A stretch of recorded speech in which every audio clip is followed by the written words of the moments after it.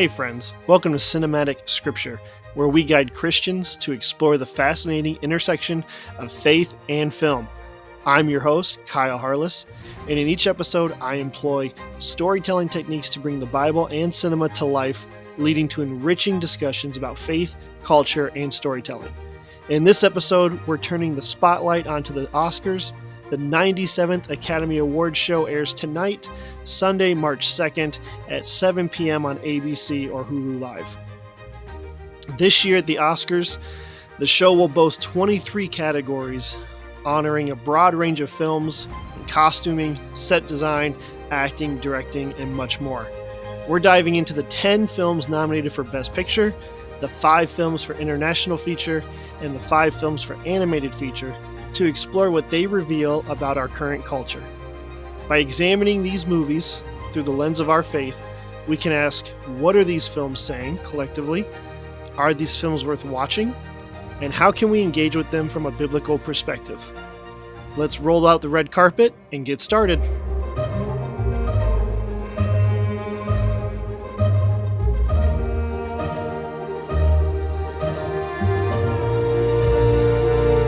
All right. So the nominated films are selected by the entire body of Academy voters. Now, back in June of 2024, an article by IndieWire was talking about the Academy inviting 487 new members to join the ranks. The article notes that if the invitees accept the Academy membership, the total numbers will number 10,910, and the voting numbers will be 9,934.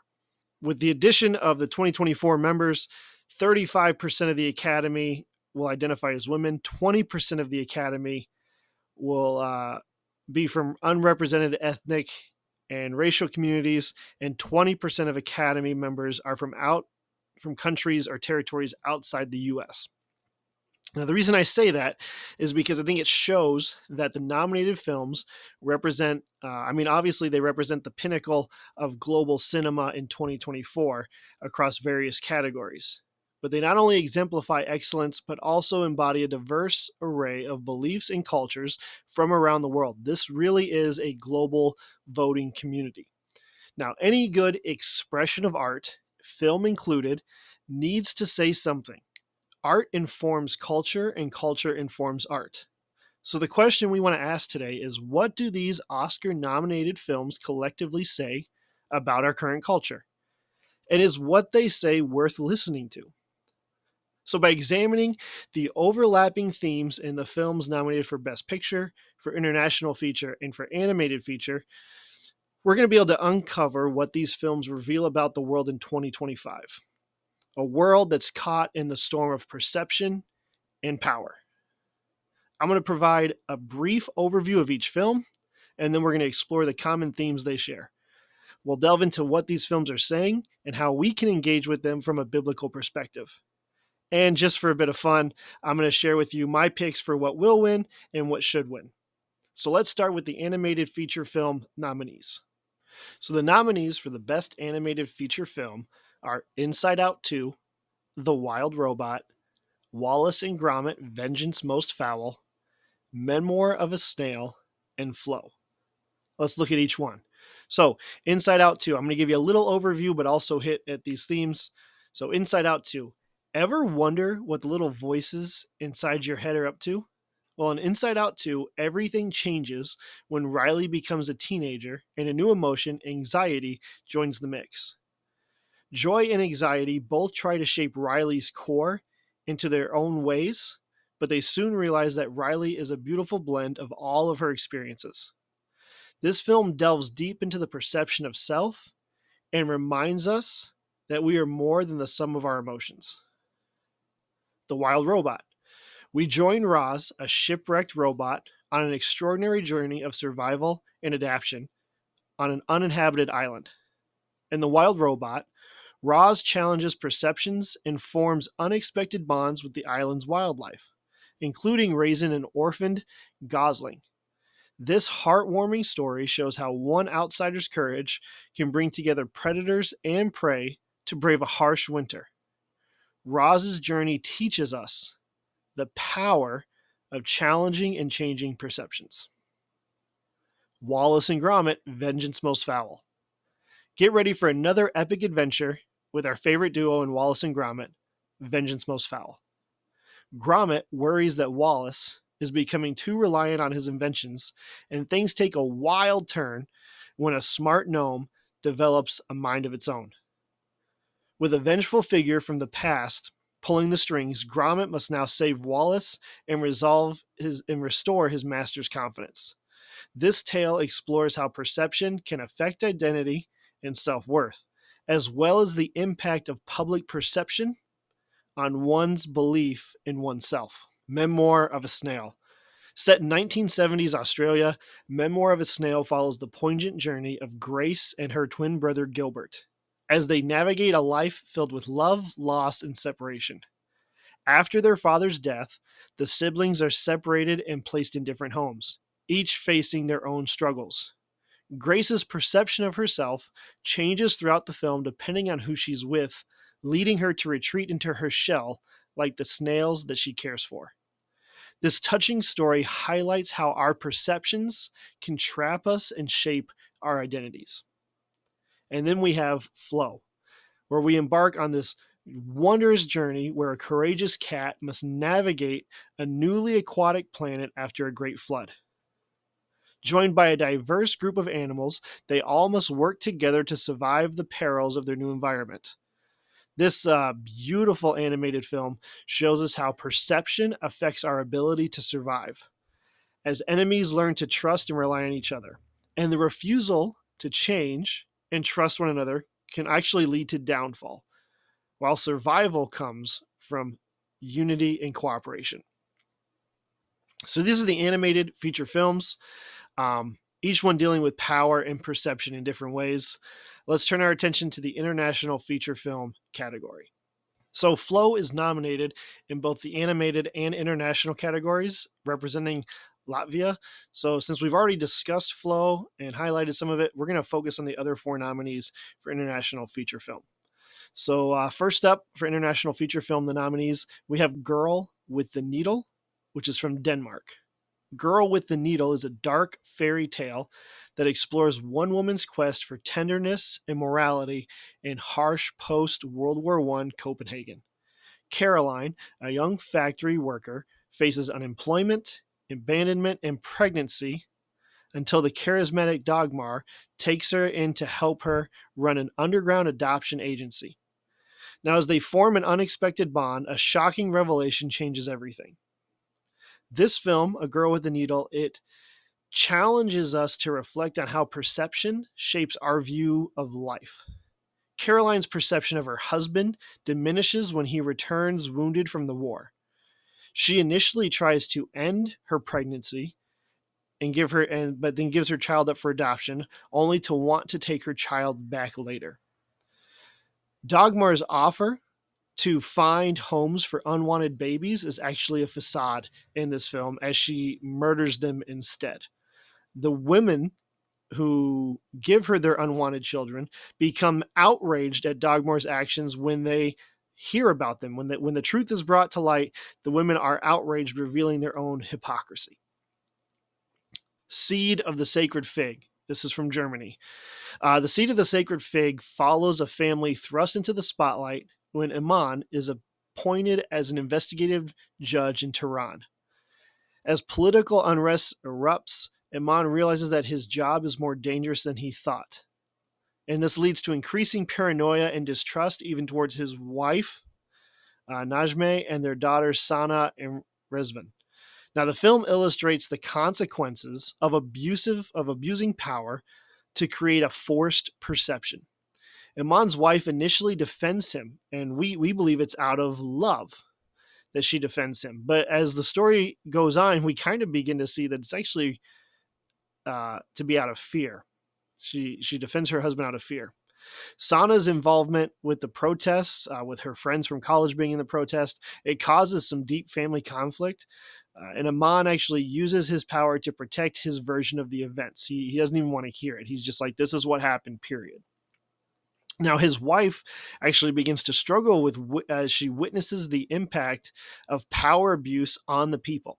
And Amon's daughters themselves, their perception of their dad shifts drastically as his true character is revealed throughout the film. And by the end of the film, they fear him, whereas they initially loved and respected him. Really good film. I really enjoyed this one. I'm Still Here from Brazil. I'm Still Here. Eunice Palva searches for her missing husband, Rubens, while trying to maintain family stability. Rubens was a former PTB deputy, and he's disappeared, leaving Eunice to uncover the truth. Now, the film really deals with the feeling of powerlessness beneath the facade of peace. Eunice cannot stop her husband from being taken for investigation. And we see Eunice, she likes to swim in the beach. And the beach that she says is her safe space, her safety zone, it appears to be this place of safety, but it becomes a constant reminder of her powerlessness in the world around her. And she actually ends up having to wait 25 years. After 25 years of waiting, she finally receives closure from the government about her husband's fate through an official death certificate. And this certificate, even after 25 years, finally brings her genuine peace. So there's I'm Still Here. And then we have Emilia Perez from France. Now, this follows the journey of three women in Mexico, each in pursuit of their own happiness. Now, we have the fearsome cartel leader, Emilia, and she enlists Rita, an underappreciated lawyer, in a dead-end job to help her fake her death so that Emilia can live authentically as her true self. Um, the film examines the consequences of being consumed by the desire for power and controlling public perception.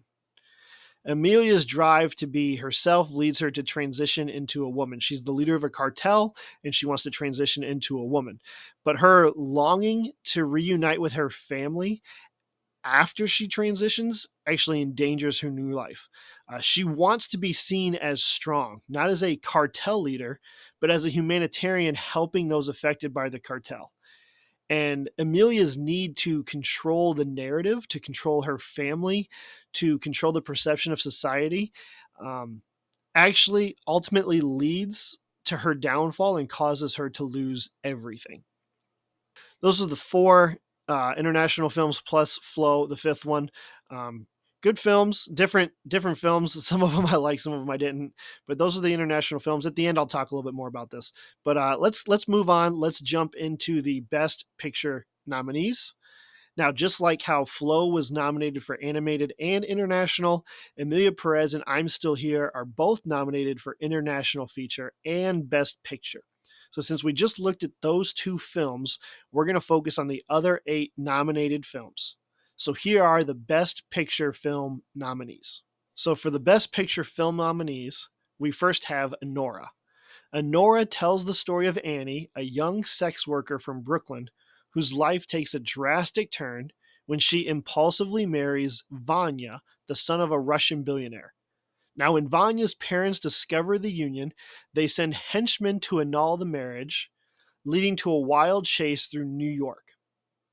Honora explores themes of power and perception, highlighting how societal and family perceptions can influence and undermine personal relationships. Annie, or Honora, is labeled a prostitute by Vanya's family, who sees her as being of little worth or value.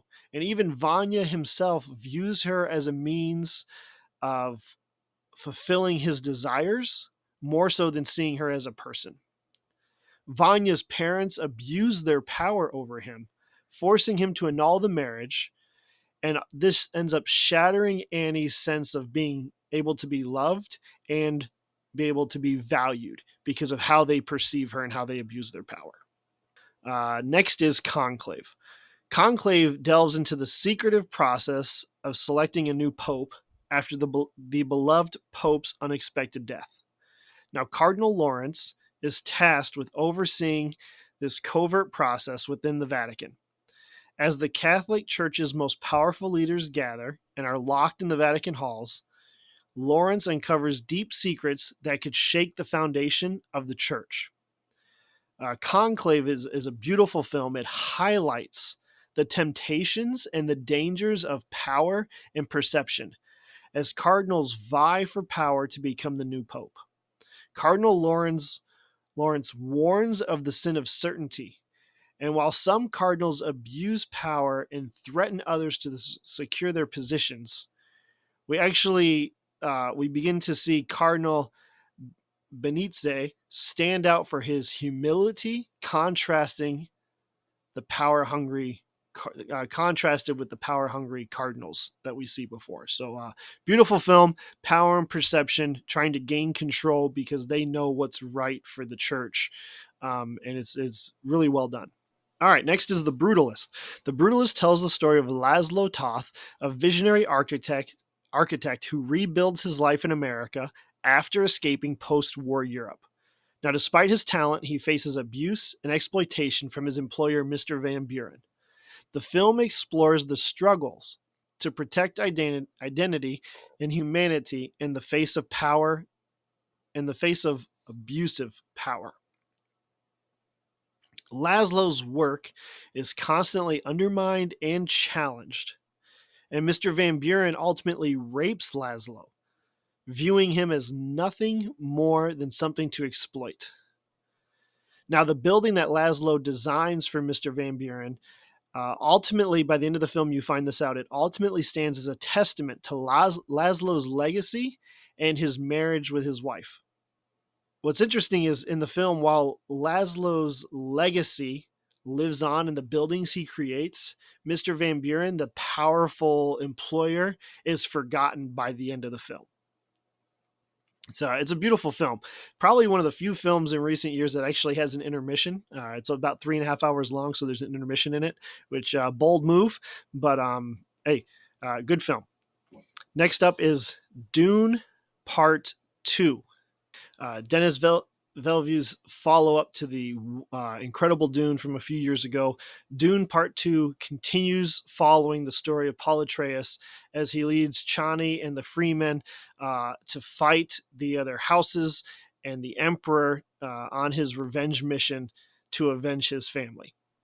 Now, what's interesting about Dune Part 2 is the idea of perception and power when it comes to Paul as the prophesied one who was not born a freeman, but lives as if has been a freeman his whole life. Paul doesn't believe the prophecy. He doesn't support the prophecy. He wants to do things his own way. But as the story goes on, Paul sees the power of the prophecy and how he can use that to his advantage to get revenge on those who have destroyed his family. So Paul actually begins to use the prophecy. I think maybe by the end of the film, he actually believes it, but it's very interesting how he uses the prophecy for his own advantage. His mom, who uses her power and her influence, she spreads among the freemen, those who believe in the prophecy. She begins to impart to them, to proclaim to them that Paul is the promised one. He's the one that's prophesied, and it begins to spread like wildfire. Chani does not believe it. She loves Paul, and she doesn't believe he's the chosen one. She doesn't believe in the prophecy, and so she becomes angry with him as Paul begins to use this prophecy for his own use. So the power and perception of prophecy and in using, I guess, religion and belief to get what you want. Very powerful stuff. That is Dune Part 2. Next is A Complete Unknown. In New York, 1961, amid a vibrant music scene and cultural upheaval, a 19-year-old from Minnesota arrives with his guitar in hand, destined to change American music forever. Bob Dylan, played by Timothée Chalamet, who also plays Paul Atreides in Dune. Busy year for him. The story culminates in this groundbreaking and controversial performance that reverberates worldwide. What happens in A Complete Unknown is it explores the struggle between personal identity and perceived societal expectations. Bob starts as a folk musician and quickly becomes the voice for a movement.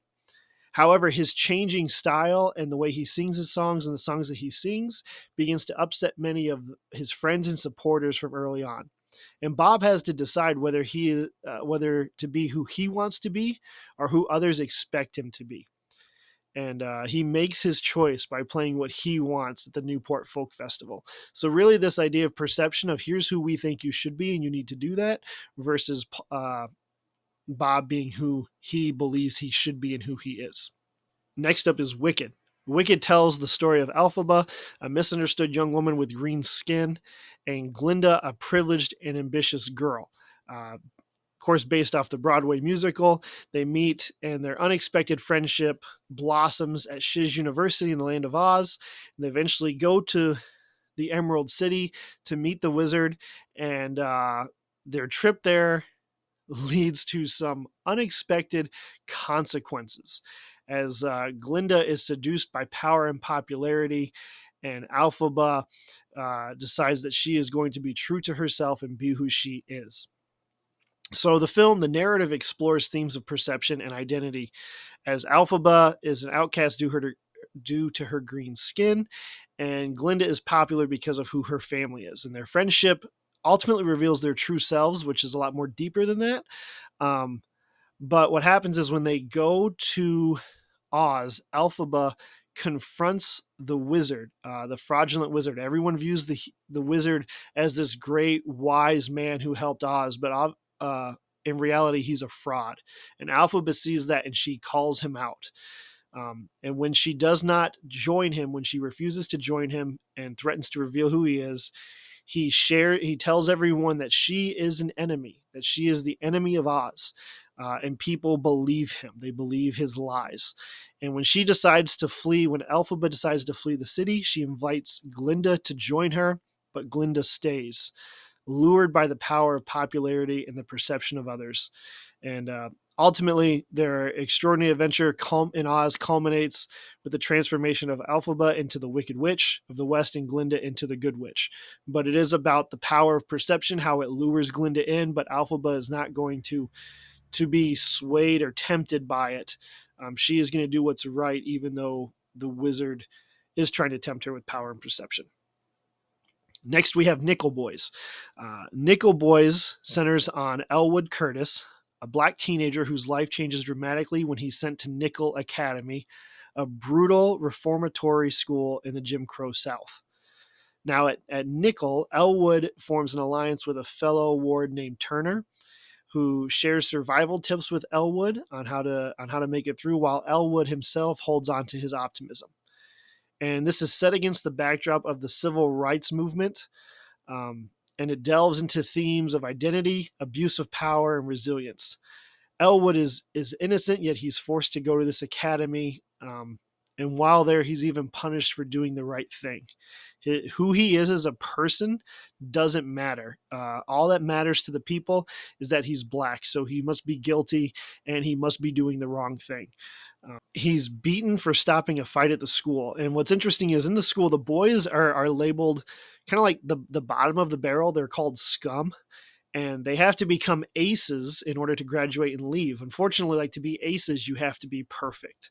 And as the story goes on, you've come to find out there's mass graves, unmarked graves, revealing the brutality of what the academy does to these kids by just killing them and throwing them away. Now, despite all this, Elwood's optimism that he can beat the system serves as a beacon of hope, ultimately transforming Turner and highlighting the enduring human spirit. So they're perceived as nothing, and the power tries to beat them in the story. But Elwood ultimately, because of his optimism and his perception of things, continues to fight. And so beautiful film shot from a first-person perspective. And so this is Nickel Boys. Okay, last Best Picture nominee, The Substance. The Substance is a crazy, thought-provoking story about a product that creates a better version of oneself. Elizabeth, who is a movie star but also aging, she is seeking to maintain her youth and popularity. She takes this drug, this product, which ultimately creates Sue, a younger version of Elizabeth. And as Sue begins to crave more time, she begins to defy the balance of their shared experience. And the story ultimately delves into the power of perception and shaping identity. The studios want to replace Elizabeth. And so when she creates Sue, Sue then steps into the role that Elizabeth held, but Sue desires more time and it disrupts the 7-day balance they have to keep. And the narrative explores the ethical and psychological dilemmas of striving for an idealized self as the world, fans, and the studios, they drive the perception of beauty and worth. And because Sue and Elizabeth both want the perception of others, they abuse the power they have, hurting ultimately themselves to appease other people's perceptions, and it leads to unforeseen, crazy consequences. So that's the substance. So all 17 of these films deal with perception, how we interpret the world, and power in one form or another. Thinking of the last few years, we see how people's perception has shaped much of the dialogue around world events, and we have seen how power, used both positively and negatively, has shaped our perceptions. We think about this. We've witnessed Russia invading Ukraine, the Hamas attacks on Israel, the presidential election here in the United States, just to name a few. And unfortunately, with these events and others, it has been the people in power who have shaped the perception around these events. See, truth is often lost in the war of perception and bias. Power is abused, and instead of being used to help and uplift people, power has been used to take control, keep control, and attack those we deem less than us. Someone could watch this video, for instance, and depending on how they perceive me or the content that I'm sharing, they might choose to engage in dialogue, to gain understanding, to educate me or themselves, or challenge both of our preconceived notions. Or instead of discussing what they agree with or disagree with, they could label me the enemy and attack my understanding and character. Power and perception. This brings me back to the nominated films. The films of Nickel Boys, The Brutalist, and Honora, the main characters are perceived as having little value or worth beyond what service they can provide. And considering how they are treated, they're even considered less than human. Out of these three films, Nickel Boys and The Brutalist end with a sense of hope, hope of enduring and surviving, even through loss. Honora, on the other hand, ends in the midst of loss. We don't know if she will recover.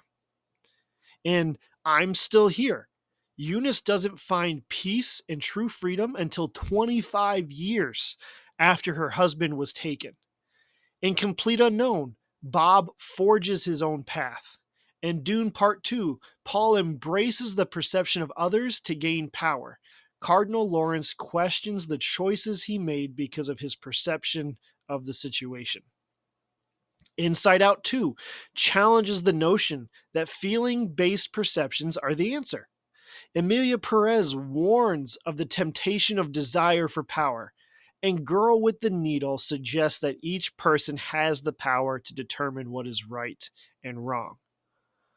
All these films leave the characters in different places. Some of the characters have healed, some have moved on, some are dead, some are stuck and are shattered.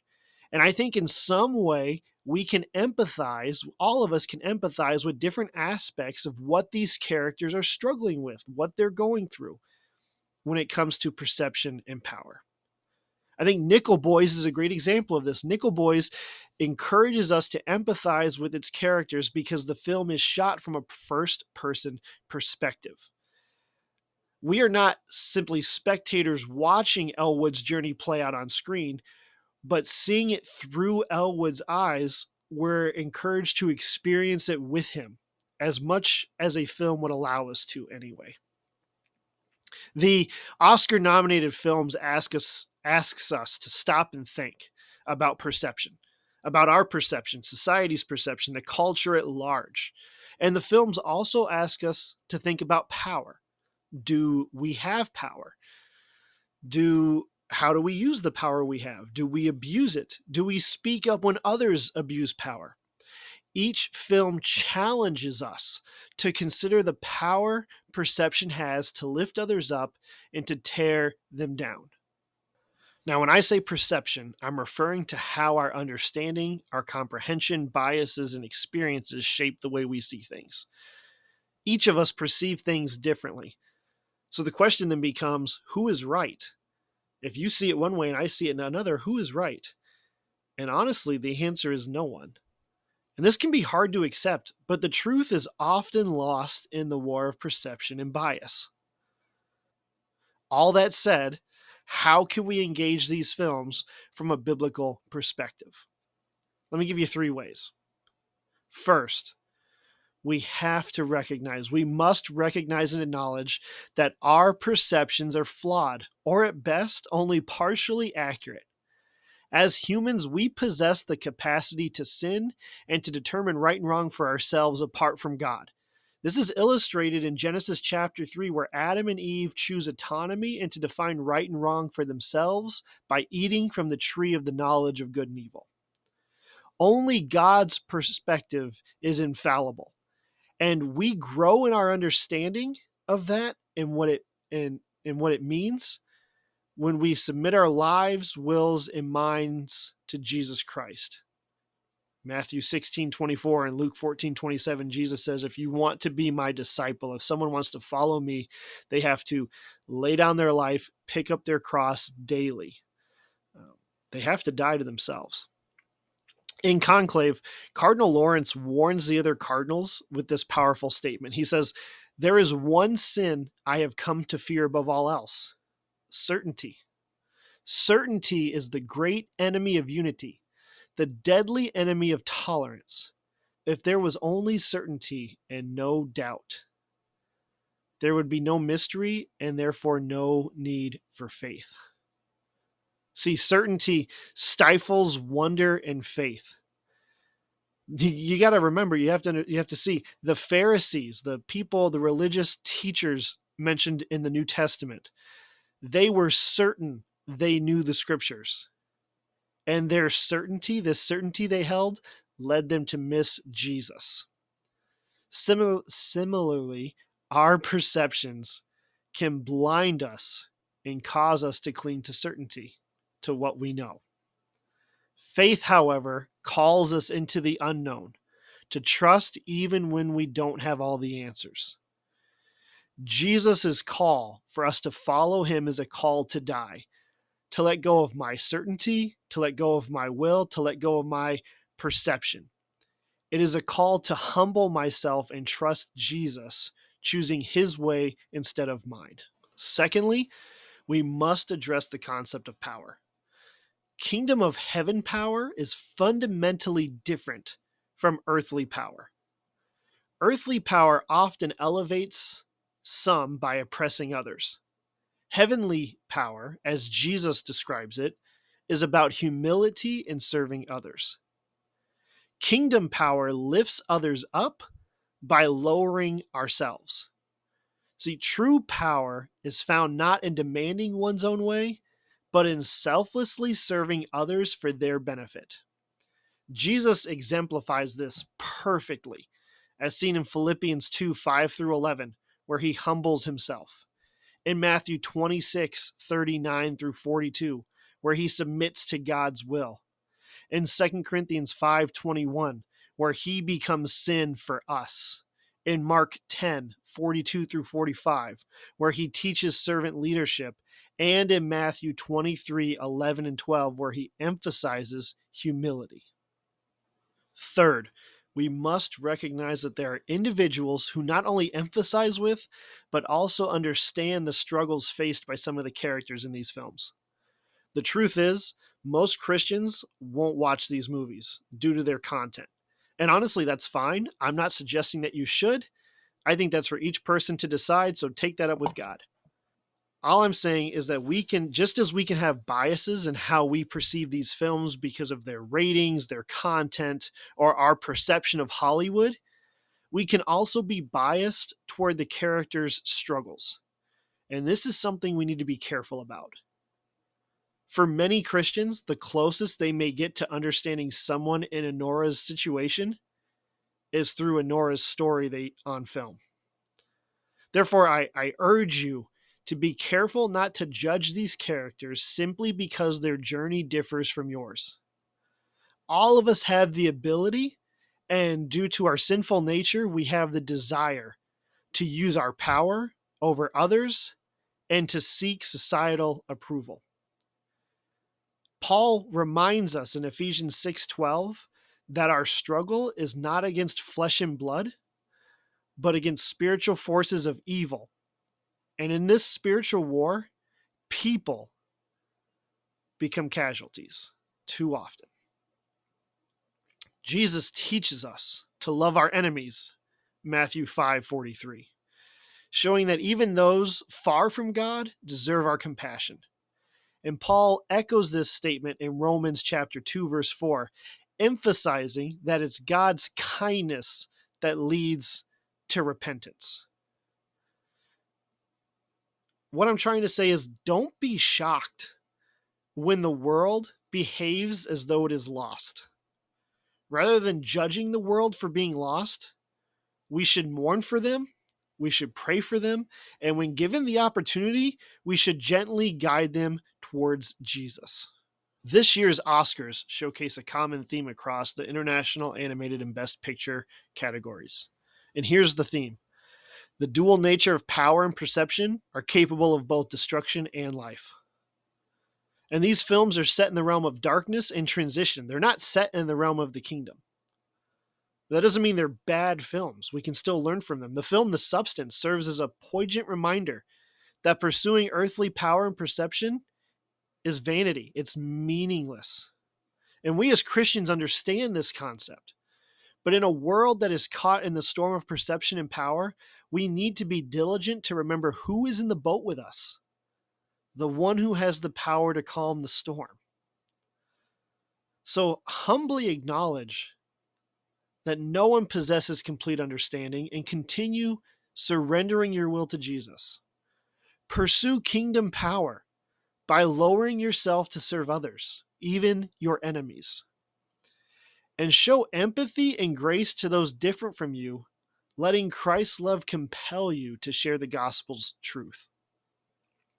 By doing this, I think we can be like Roz, the wild robot perceived as an outsider, yet she used her power to serve others, becoming a light in the darkness and creating lasting change. Sounds a lot like the gospel to me. Perhaps there's a little more light in the darkness of Hollywood than we like to admit. But I truly believe we would see more light if we were more willing to engage with the intersection of faith and film. Thanks again for watching. The Oscars air tonight at 7 p.m. on ABC or Hulu Live. My wife and I, we watch the show every year with our friend group. We actually try to see as many of the nominated pictures across all the categories as possible. And when we watch the show, we actually do our own ballots to see who can pick the winners. I never win. I never win. But that said, I'm going to give you my favorite films of 2024, and I'm going to tell you who I think will win and who I think should win. All right, so my favorite films of 2024 are Conclave, Sing Sing, and Dune Part 2.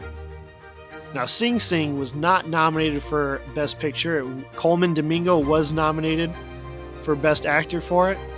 I definitely think Sing Sing should have been nominated for Best Picture, but it wasn't. So that leaves me with Conclave and Dune Part 2. And honestly, I'd be happy with either one winning. I think Dune 2 is a beautiful sci-fi masterpiece, and those are extremely difficult to craft. And I think Dune is up there with the best of them. But I do think Conclave has the better shot. So my pick for Best Picture is Conclave. And I would urge everyone to see it. It's beautiful. Conclave is my pick.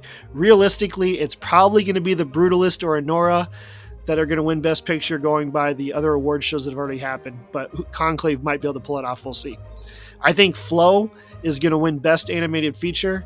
But for me, The Wild Robot should win. My favorite was actually Memoir of a Snail, but I think Wild Robot should win, but I think Flow is going to win.